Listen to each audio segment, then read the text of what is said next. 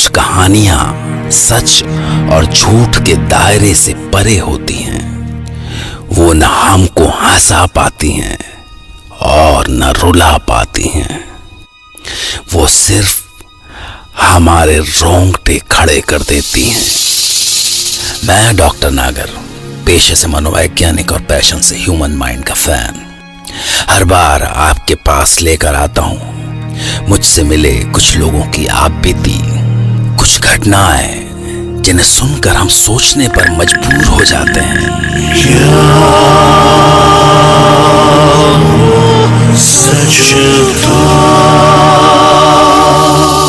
आज हम सुनेंगे इंदौर के एक इंजीनियरिंग कॉलेज के एक्स स्टूडेंट संदीप की आंखों देखी। बात साल 2003 की है। मेरे इंजीनियरिंग कॉलेज का पहला दिन था। मैं थोड़ा डरा हुआ था, पर इस बात से थोड़ा कॉन्फिडेंस तो ज़रूर था कि मेरे जैसे कुछ और भी हैं जो कि उतने ही डरे हुए हैं। पहले ही दिन मेरी दोस्ती वरुण से हो गई थी। वरुण काफ़ी शाय था वो, और बहुत डरा हुआ था। हम रैगिंग के बारे में सोच के थोड़ा परेशान थे। यार, रैगिंग तो हर कॉलेज में होती है, इसमें इतना डरने वाली क्या बात है? ज्यादा से ज्यादा क्या कर लेंगे? थोड़ा डांस करवाएंगे, थोड़ा गाना गाने को बोल देंगे। तू इतनी टेंशन मत ले यार। बट मैंने काफी सुना है कि इंजीनियरिंग कॉलेजेस में बुरी रैगिंग होती है। हे भगवान, इतना परेशान मत हो, जब होगी तब देखेंगे। चल, अभी लेट हो रहा है। वो जो लड़के खड़े हैं ना, उनसे पूछते हैं कि यहाँ ऑडिटोरियम कहाँ पर है। हाँ चलो। ए गौरव, वो देख फ्रेशर आ रहा है। आने दे, सही जगह आ रहा है।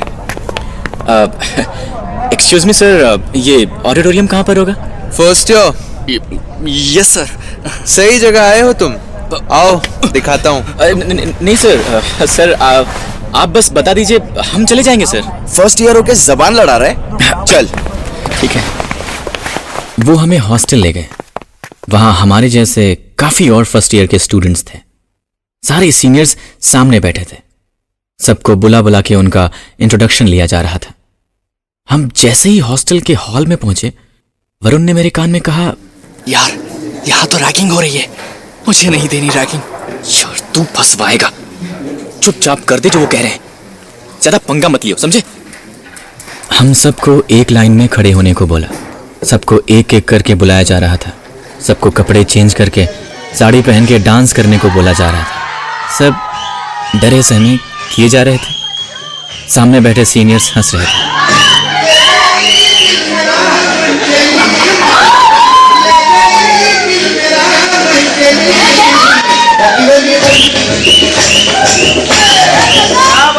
फिर जैसे ही वरुण की बारी आई, नहीं, ragging is against the law. मैं नहीं करूंगा। क्या मतलब नहीं करेगा? पागल मत बन, करते और खत्म कर। कैसे नहीं करेगा? पकड़ो इसको, सब इधर लाओ। दो सीनियर्स ने आके वरुण का हाथ पकड़ लिया। वो हाथ छुड़ाने की कोशिश कर रहा था। हम सबको डर लग रहा था कि पता नहीं अब वो वरुण के साथ क्या करेंगे। काफी किस्से सुने थे हमने रैगिंग के बारे में। वरुण के ऊपर भी काफी गुस्सा आ रहा था कि मान क्यों नहीं जाता, नहीं तो सब फंस जाएंगे। ये सब हो रहा था कि शोर सुनकर हमारे वार्डन मिस्टर सिंह आ गए, और उस समय वरुण बच गया। क्या हो रहा है यहाँ पे? क्या कर रहे हो तुम लोग? क्लास में क्यों नहीं हो? यार, ये बुड्ढा कहाँ से आ गया? कुछ नहीं सर, बस इंटरेक्ट कर रहे थे फ्रेशर्स से, बस। मुझे पता है यहाँ क्या हो रहा था। This is your last warning. अगर फिर से तुमने किसी की रैगिंग लेने की कोशिश की तो तुम सबको सस्पेंड कर दूंगा। जी sir. Now go to your classes. Varun बेटा, तू तो गया। उस दिन तो सब बच गए, पर हमें पता था कि ये हमें ऐसे नहीं छोड़ेंगे। जैसे जैसे दिन बीत रहा था, हमारा डर बढ़ता जा रहा था। रात को मेस में भी सब वरुण को ही देख रहे थे। वो चुपचाप खाना खा रहा था। हम उसे बोल रहे थे कि वो टेंशन ना ले, हम सब है ना उसके साथ। खाना खा के जैसे ही हम हॉस्टल पहुंचे, लाइट्स ऑफ होते ही हमारे कमरे में किसी ने नॉक किया। कौन है? कौन है? अरे खोल यार, हम हैं। सवेरे आइएगा, हमें सुना है, हमारी क्लास है। अरे यार, हम तेरी रैगिंग नहीं लेंगे रे। तू एक बार मिल तो ले, हम बस सॉरी बोलने आए हैं देखो। यार तू तो बुरा मान गया। रैगिंग तो सबकी होती है, हमारी भी हुई थी, हम भी तेरे दोस्त ही हैं। चलो अब दोनों बाहर आ जाओ।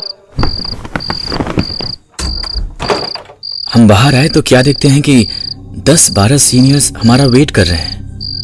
मुझे लगा कि कुछ तो गड़बड़ जरूर है।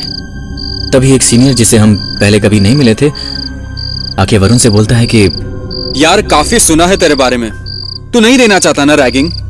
चल एक लास्ट चीज कर दे, फिर हम सब दोस्त, ठीक है? तो सुन, अपने हॉस्टल के पीछे आधा किलोमीटर दूर रेलवे ट्रैक है, बस तुझे वहां जाना है और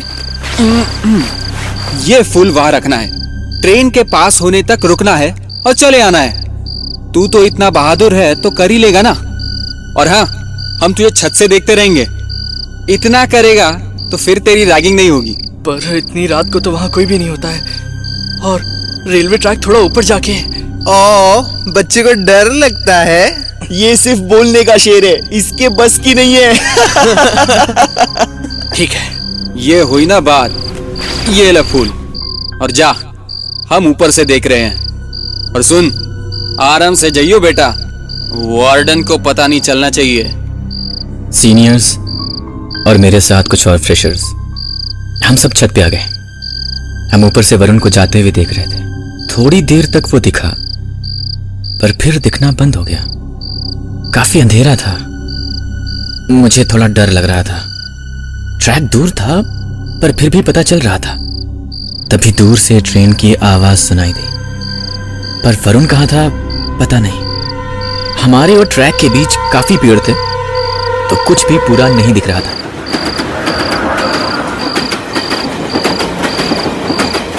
ट्रेन आई, ट्रेन चली भी गई, फिर सन्नाटा हो गया। हम वरुण का वेट कर रहे थे, पर वो दिखाई नहीं दिया। अब हमें वाकई टेंशन हो रही थी। मैंने बोला कि एक बार चल के देखते हैं यार। हम जाने ही वाले थे कि वरुण आता हुआ दिखाई दिया। हम भागते हुए उसके पास पहुंचे। तू ठीक तो है ना? हाँ, बस मैं फूल नहीं रख पाया। चुप रहे, किसी को बोलना मत। अब चल कमरे में। थैंक गॉड, ये चैप्टर खत्म हुआ। वो रात तो जैसे तैसे कटी, पर वरुण अगले दिन से कुछ अजीब सा हो गया। रह के बार बार बोलता कि उसे ट्रेन की हॉर्न सुनाई दे रही है, जबकि आसपास कुछ नहीं होता था। और जैसे उसे ट्रेन की आवाज आती, उसका सिर दर्द करने लगता। मुझे कुछ समझ में नहीं आ रहा था कि उसे हो क्या रहा था। उस रात जब हम अपने रूम में पहुंचे, मुझे ट्रेन के हॉर्न की आवाज आ रही है। कोई ट्रेन नहीं है वरुण, ये तेरा वहम है बस। ध्यान से सुन, खिड़की के पास जा। ओफो, ले आ गया खिड़की के पास। क्या सिर्फ झिंगरुओं की आवाज आ रही है? क्या हो क्या गया तुझे? कोई ट्रेन, कोई हॉर्न, कुछ नहीं है मेरे भाई। तेरे कान बज रहे हैं। चल सो जा। तुझे सुनाई नहीं दे रही, पर है और तेज हो रही है। मैं खिड़की बंद कर रहा हूं, प्लीज सो जा मेरे भाई, कल जल्दी उठना है, ठीक है? कैसे करके उस रात मैंने खिड़की बंद की और बेड पर लेटा। बस थोड़ी नींद आ ही रही थी कि अचानक से दरवाजा खुलने की आवाज आई। मैंने तुरंत आंख खोली तो इतनी रात को कहां जा रहा है? तू सो जा, मैं आता हूं। वरुण तू पागल हो गया है। मुझे काफी नींद आ रही थी और वरुण के ऊपर गुस्सा भी। मैं सो गया। वो रात को कब आया मुझे पता नहीं चला, पर जब मैं सो के उठा तो वो अपने बेड पर था। बाहर काफी शोर था। मैंने कमरा खोला तो काफी सीनियर्स खड़े थे। मैंने पूछा कि क्या हुआ, तो उसने जो बताया उससे मैं एकदम से चौंक गया। उसने बोला कि कल रात करण ने सुसाइड कर लिया। उसकी बॉडी पीछे वाले रेलवे ट्रैक पर पड़ी मिली। मुझे पता नहीं चला कि कब वरुण आके मेरे पीछे खड़ा हो गया। करण ने सुसाइड क्यों किया किसी को कुछ पता नहीं। वरुण तूने सुना? करण ने सुसाइड कर लिया। हाँ, मुझे पता है। तुझे कैसे पता? सबको पता है।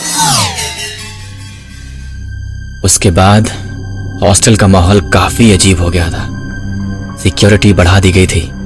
हम सब काफी डरे हुए थे, पर वरुण कुछ अजीब सा बिहेव कर रहा था। वरुण को इस बात से एकदम फर्क नहीं पड़ा था कि हमारे बीच किसी ने सुसाइड कर लिया है। बस उसे हर समय ट्रेन की हॉर्न की आवाजें सुनाई देती थी। वो बीच बीच में गायब हो जाता था। उस रात भी वही हुआ। मैं जैसे ही लेटा, अचानक से फिर से दरवाजा खुलने की आवाज आई। यार तू फिर से कहीं जा रहा है? हाँ, बस थोड़ी देर के लिए बाहर जा रहा हूं। तू सो जा। वरुण, वरुण माहौल ठीक नहीं है, मत जा। अब मुझे क्या होगा? तू सो जा। मैंने उठने की बहुत कोशिश की कि मैं उसे रोक लूं, पर पता नहीं क्यों मैं उठ ही नहीं पाया। लगा जैसे कोई मुझे उठने से रोक रहा है। वरुण मेरी तरफ अजीब तरीके से देख रहा था। उसने मुझसे इशारा किया कि मैं लेटा रहूं, और फिर वो निकल गया। मैं कुछ नहीं कर पाया। अगले दिन सवेरे किसी ने हमारे डोर पर नॉक किया। मेरी आंख खुली तो वरुण वहीं था। मुझे फिर नहीं पता चला कि वो रात को कब गया, कब आया। मैंने दरवाजा खोला तो वार्डन थे। तुम दोनों कल रात कहाँ थे? सर, हम तो यहीं अपने रूम में थे। और तुम? मैं भी यहीं था। क्या हुआ क्या सर? कल रात आदित्य ने सुसाइड कर लिया। What? रेलवे ट्रैक पे, उसी टाइम पे और उसी ट्रेन से जिससे करण ने सुसाइड किया था। पुलिस इन्वेस्टिगेट कर रही है। तो लगातार हुए सुसाइड्स नहीं हो सकते। ये सुनकर मेरे पैरों के नीचे से जमीन खिसक गई। I mean, ये सब हो क्या रहा था? पहले करण, फिर Aditya, same train, same time. कुछ तो गड़बड़ जरूर थी। उस दिन हॉस्टल में सिर्फ एक ही चीज थी हवा में, डर, जो हर किसी के चेहरे पे था। किसी को कुछ समझ में नहीं आ रहा था कि ये सब क्या और क्यों हो रहा है। कौन है इन सब के पीछे? उस दिन कैफेटेरिया में डिसाइड हुआ कि आज रात हम सब उस टाइम छत पे जाके देखेंगे कि कौन कर रहा है ये सब। हॉस्टल में रात को निकलने पर कर्फ्यू लग गया। क्लासेस भी सस्पेंड हो गई थी। हम सारे उस दिन एक साथ ही थे। किसी को भी कहीं भी अकेले जाने की इजाजत नहीं थी। रात हुई और सब डिनर करके अपने रूम में आ गए। 12 बजे सबको छत पर मिलना था, लेकिन वरुण आने को तैयार ही नहीं था। मैं नहीं आऊंगा, तुम लोग देख लेना। यार वरुण, तेरा यहां अकेले रहना ठीक नहीं है। मैं फिर से कहता हूं, अब मुझे क्या होगा? यार क्या क्या बोल रहा है तू? तुझे हॉर्न की आवाज सुनाई दी? यार फिर से नहीं। ठीक है, तू यहीं रह और ये हॉर्न सुनता रह, ठीक है? पर प्लीज आज रात बाहर मत जाइयो। 12 बजते सारे स्टूडेंट्स छत पर आ गए। कुछ मिसिंग थे, पर कौन ये पता लगाना मुश्किल था। दूर से कुत्तों की भौंकने की आवाजें आ रही थी। वो अजीब सी डरावनी रात थी। 12 बज गए पर कुछ नहीं हुआ। हम सब छत पे आंखें गड़ाए देख रहे थे। अचानक से हम क्या देखते हैं कि वरुण गौरव का हाथ पकड़कर ट्रैक की तरफ जा रहा है। दोनों में से कोई कुछ बात नहीं कर रहा है, बस जैसे नींद में ही चले जा रहे हो। किसी की कुछ समझ में नहीं आ रहा था कि आखिर ये सब हो क्या रहा है। हम धीमे धीमे नीचे उतरे और उनके पीछे चलने लगे। मेरे दिमाग में अजीब से ख्याल आ रहे थे। ये वरुण रोज रात को कहाँ गायब हो जाता था। अगले दिन किसी का सुसाइड करना। मेरा सर घूम रहा था। हम उनका पीछा करने लगे। वो हमसे काफी आगे थे। भाग ट्रेन तक पहुंचने की हिम्मत हम में से किसी की भी नहीं थी।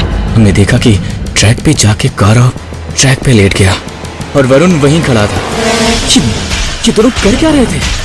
मैं भागते हुए उसकी तरफ जाने लगा। वरुण! वरुण! हे वरुण! पागल हो गए क्या? हे वरुण! ट्रैक से हट जा! वरुण ट्रैक से हट जा! हे वरुण! मेरी बात नहीं सुन रहा है? वरुण! वरुण!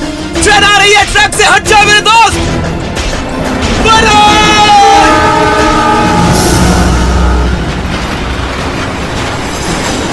मैं जब तक वहां पहुंचा, ट्रेन उन दोनों के ऊपर से जा चुकी थी। हम में से किसी से देखा ना गया। ट्रेन जब गुजर गई तो गौरव की लाश वहीं थी। उसके हाथ पैर कट चुके थे, लेकिन वरुण वहीं खड़ा था।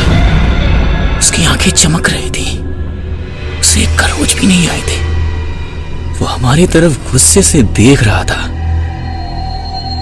वरुण! चौंको मत। मैं उसी दिन मर गया था जिस दिन मैं यहाँ फूल रखने आया था। मैं फूल रखने ही जा रहा था कि ट्रेन ने मुझे मार दिया था। तुम सबको मैं यही सिखाने आया हूँ कि मजाक की भी एक हद होती है। रैगिंग से कोई किसी को जान नहीं सकता, सिर्फ किसी की जान ले सकता है। जो मेरे साथ हुआ वो किसी और के साथ नहीं होगा। मैं उन सबको ऐसे ही मार दूंगा जिन्होंने मेरे साथ ये किया। आदित्य और करण को मैंने पहले ही खत्म कर दिया है और आज गौरव की बारी थी। हम सब की हालत खराब थी। हम तुरंत हॉस्टल गए। रात को सब एक साथ ही सोए। मुझे विश्वास नहीं हो रहा था कि जिसके साथ मैं पिछले 3 दिन से रह रहा था वो जिंदा ही नहीं था। वो एक ऐसा डर है जो मैं आपको शब्दों में बयान नहीं कर सकता। अगले दिन वरुण की लाश दूर किसी एक गड्ढे में मिली। हॉस्टल उसके बाद खाली करवा दिया गया। वहां अब कोई नहीं जाता। आज भी मैं अपने आप को यह विश्वास नहीं दिला पा रहा कि क्या वो सच था। संदीप ने जो हमें सुनाया वो उन्होंने अपनी आंखों से देखा था, जो हो के भी नहीं था।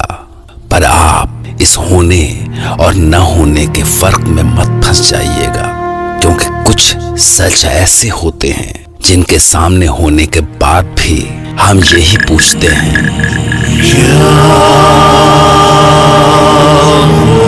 सच